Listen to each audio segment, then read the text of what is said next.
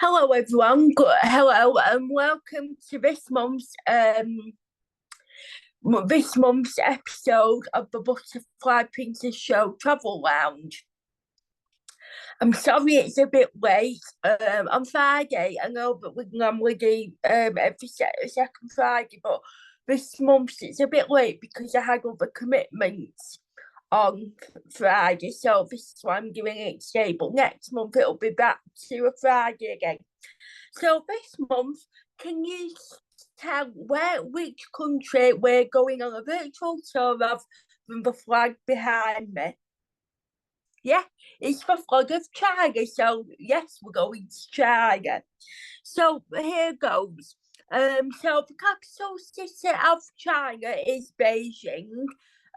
Obviously this was the host city of the 2008 Olympic Games. So history of China.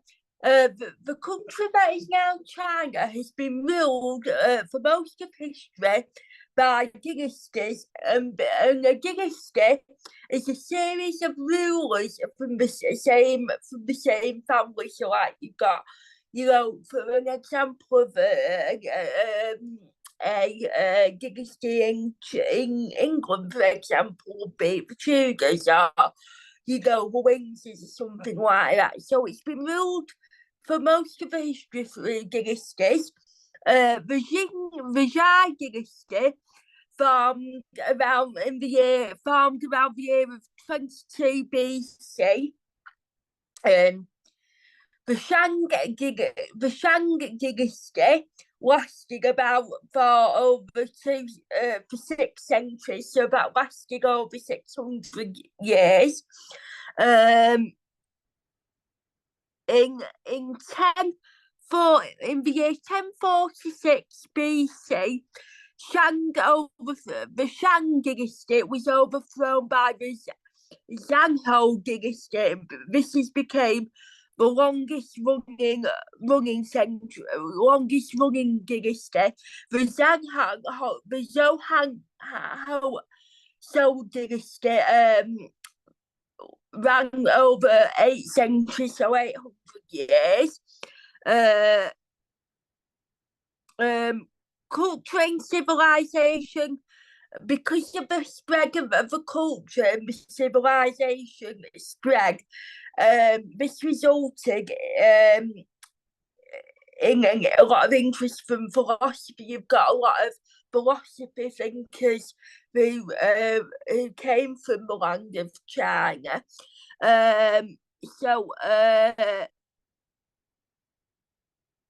And the Zhou dynasty ended during a warring period, and during this warring period, a battle called the City States battle. There was also the Qing dynasty. Now this marked the start of the Chinese Empire. So the Han dynasty ruled China from the years 260 BC to the year 220 AD. And this was sort of the golden age of Chinese history through that Han dynasty. And this resulted in a lot of and during the golden age of Chinese history, this resulted in a lot of stability and prosperity. Also resulting in a lot of the territory expanding. And it was and during the golden age, the Silk Road opened. So after that, there were 7 dynasties that followed the Qing. The 7 dynasties that followed. The Qing dynasty ended in the year 1912, so the early stages of the 20th century.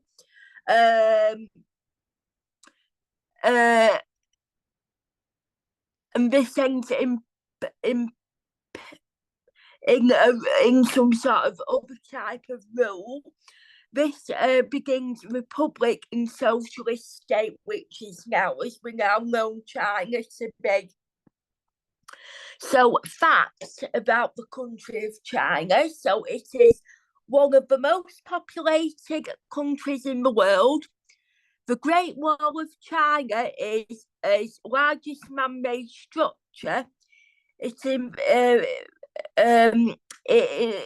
the country that invented silk crossbows, compasses, and gunpowder.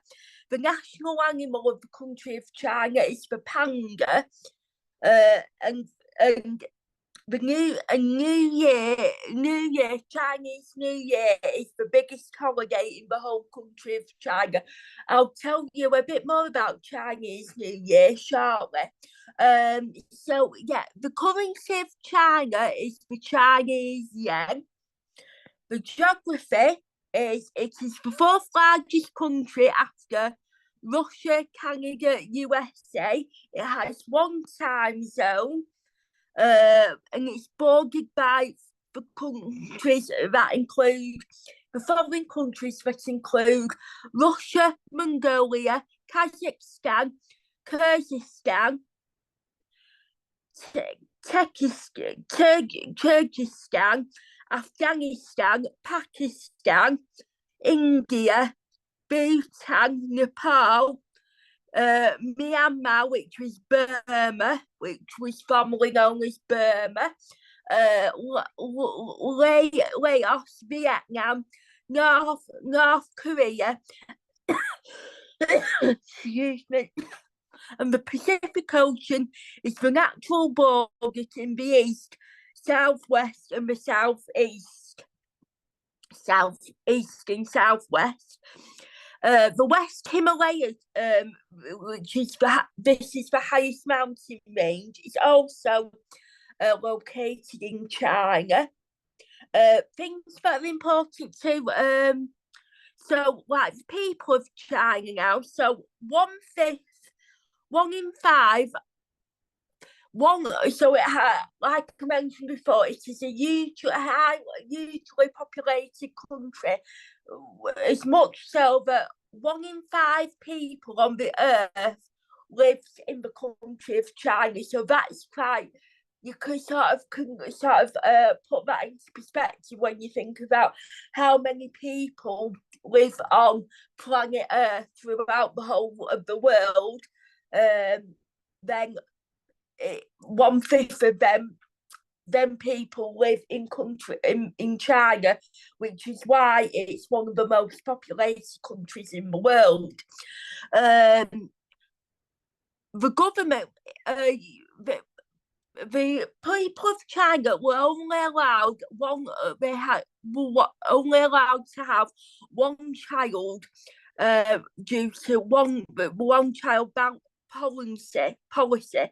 This was lifted in the year 2016, and this now allows the people to have two children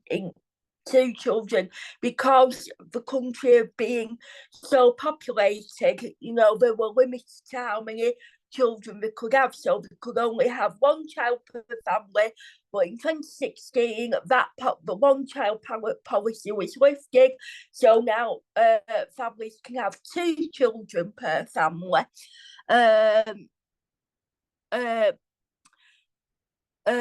Many people who inhabit the country of China live in what is known as megacities. Now, what are megacities, you may be asking? Well, megacities are cities that have more than 10 million inhabitants. So, this is a really interesting fact. So, with that in mind, 6 of the 33 mega cities in the world are in China. So that's, again, it's quite a staggering statistic, that isn't it? So rural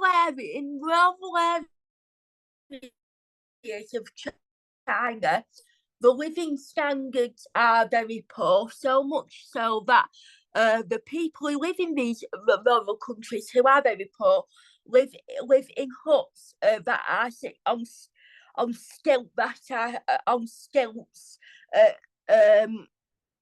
And these people tend to live along the rivers in these huts because they can't afford to live anywhere else.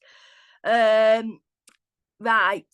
So Chinese New Year, which I mentioned before, is the biggest holiday in the Chinese calendar. So it's called Chinese New Year or lunar. So it starts at the end of the month of January or February, and the animal signs are equal strength and weakness. And so it has the 12 there are 12 animals of the Chinese zodiac. So I think you have the rat, I couldn't name all the 12, zodiac signs, but you'll know, like, if you, obviously we're all familiar with, because we're all familiar with Chinese New Year, aren't we? Because there's a lot of Chinese New Year celebrations goes on in the UK, especially in like Manchester and London and stuff. So each year is represented by an animal on the Chinese zodiacs, the signs, and the Chinese New Year is a full 2 weeks, 14 days of celebration. And children receive gifts and money. Now, this money that the children receive are in red envelopes.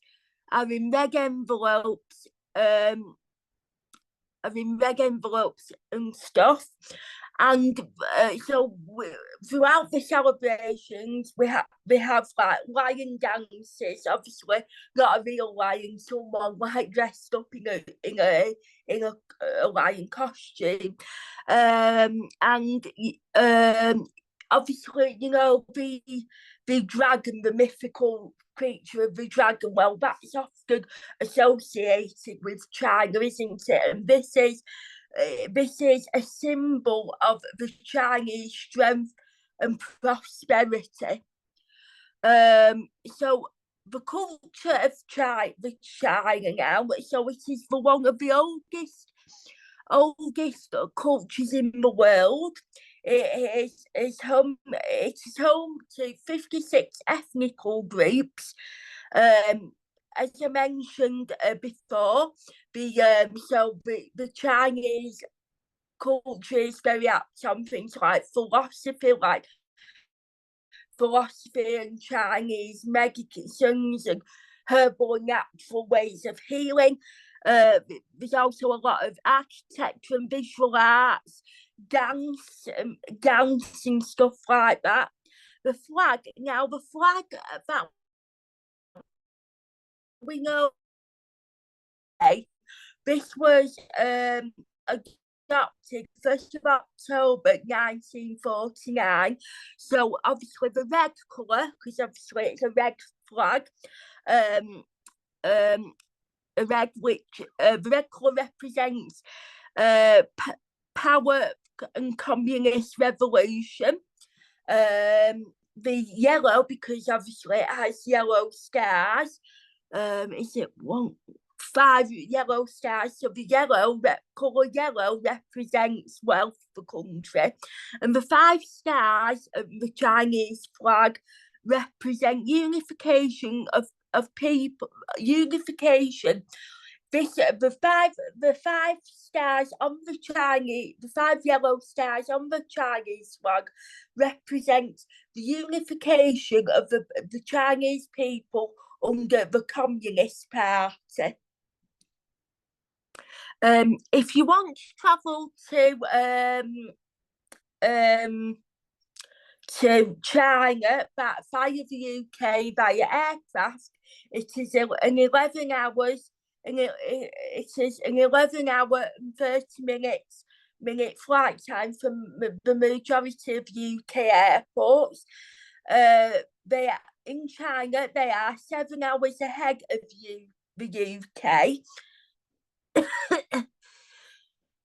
So the food of the national food of Chinese. So obviously, in the UK, I'm presuming a lot of people will be familiar with the cuisine of China, because we have a lot of Chinese eateries, a lot of chippies and Chinese restaurants in the UK. So a lot of us will be quite familiar with the cuisine of China. So we have spring rolls, which are, like, as we know, fried rice paper rolls. Chow mein, this is a stir fry served with fried eggs. It's a chow mein is a stir fry, which is fried egg noodles served with chicken strips. Tofu, this is a soybean curd. Next, we have a sweet and sour pork.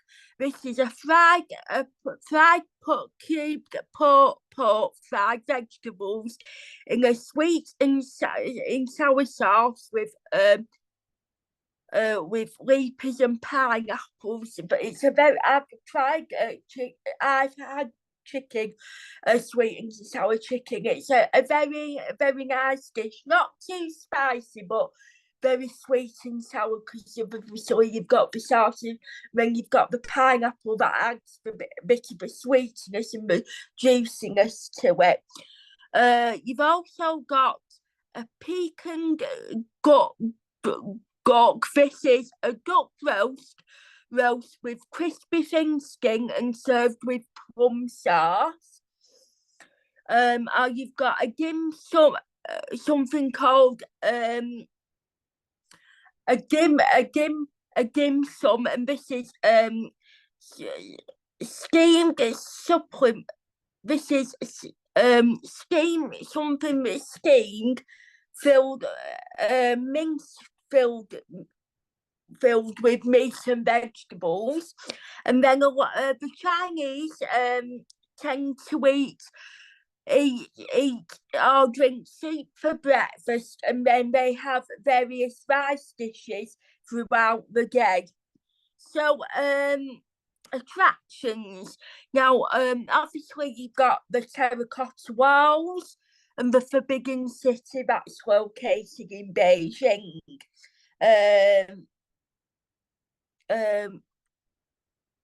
Language. So the main spoken the official languages in China are Mandarin Chinese and Cantonese. You've got different ranges of them. So you've got Cantonese, Shangxi, Hangese, and Mongol, and they also the official languages are Mandarin Chinese, Cantonese, Hangese, and Mongolian. And now with Chinese, you'll know that they don't write like in the English alphabet, or they have like different symbols that represent different words and sayings. So